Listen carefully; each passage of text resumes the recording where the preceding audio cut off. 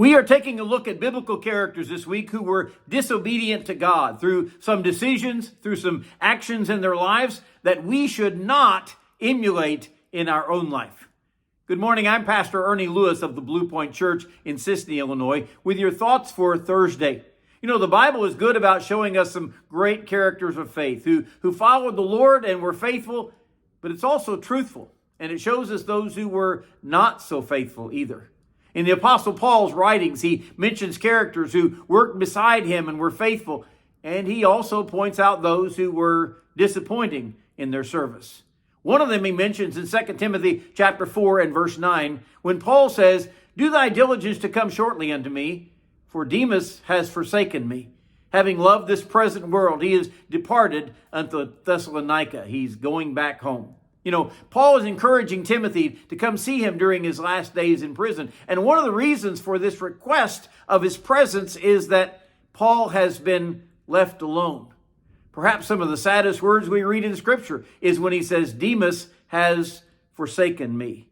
You know, we can read about Demas in Philemon chapter 1, verse 24. He, along with Mark and Luke, have sent their greetings, and Paul even calls them my fellow laborers in the gospel. He has been one of those who has stood shoulder to shoulder with Paul in this work. Apparently, Demas has been a ministry partner in Paul's endeavors to plant churches. Even mentioned in Colossians chapter 4, where Paul says Demas and that beloved Luke send their greetings. They were seen encouraging Paul during his imprisonment while he was there in Rome. I can only imagine the help this was to Paul when he was facing confinement and almost certain death at the hands of the Romans. To have his brethren there, to stand with him. And as he was confined, they would bring him the things that he needed, or perhaps even deliver messages to the churches and to believers that Paul had won to Christ around the known world. So in his sadness and disappointment, Paul writes, "Please come, Demas has forsaken me."